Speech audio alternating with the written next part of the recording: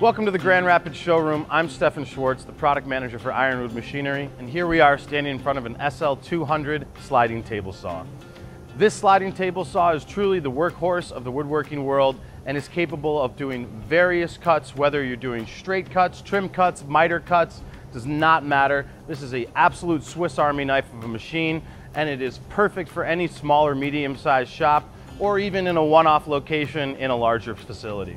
Working complementary with many other equipment in the building, this saw is capable of doing absolute straight cuts back and forward. With the sliding table carriage here, this particular model has a 10.5-foot table capable of cutting essentially any size panel you could throw at it. But with our vertical weight distribution and guidance here, it's very easy for an operator to maneuver a panel, even at a full size, completely through the cut, straight back and straight forward, making a perfectly straight cut every time. Taking a look underneath the hood of the SL200, in comparison to its older brother, all the up, down, tilt, and scoring blade adjustments here are actually manual. So we've got our hand wheel adjustments on the front of the machine, which operate the height and tilt of the main blade. This saw is capable of tilting up to 45 degrees to the right side, as well as capable of housing a 14-inch blade for cutting through thicker workpieces.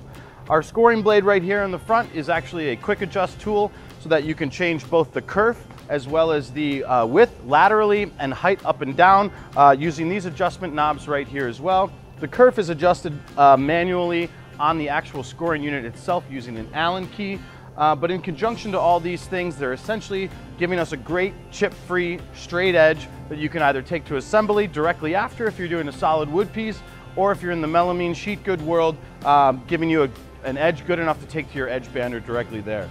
The overhead blade guard obviously gives you extraction as well, so we've got excellent dust extraction with this machine, as well as a nice, large, robust safety guard, making sure that the operator's hands are kept away from the cutting area at all times.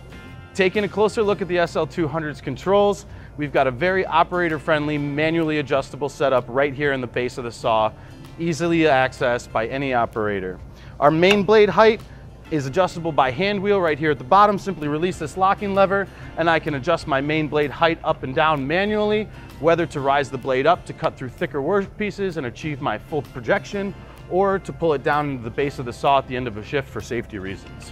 Additionally, my tilt is no different.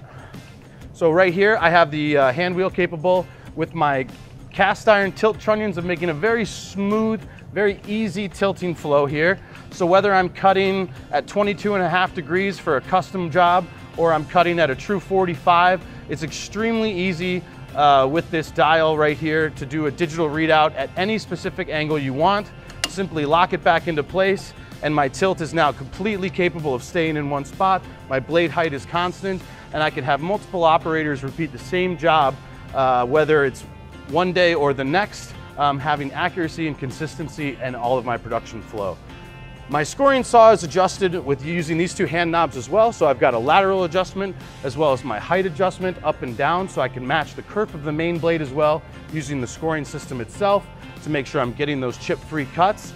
But additionally, I have my main saw and scoring saw on and off buttons in the base of the saw as well as an e-stop and a simple on-off button. The main and scoring saws are both controlled with these two, and each have an independent motor brake, so that if and when I activate the stop button or hit an e-stop, both blades come to a stop extremely quickly, promoting safety for the operator as well as for the people surrounding the saw.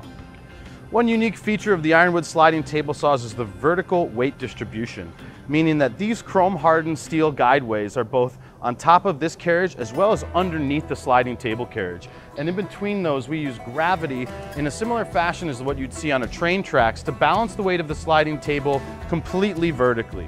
So that means all of the weight is distributed up and down, giving you zero lateral play left and right over the life of the saw, giving you a very accurate straight cut for years to come. Another key feature of IRONWOOD's SL200 sliding table saw is the RipFence's digital readout.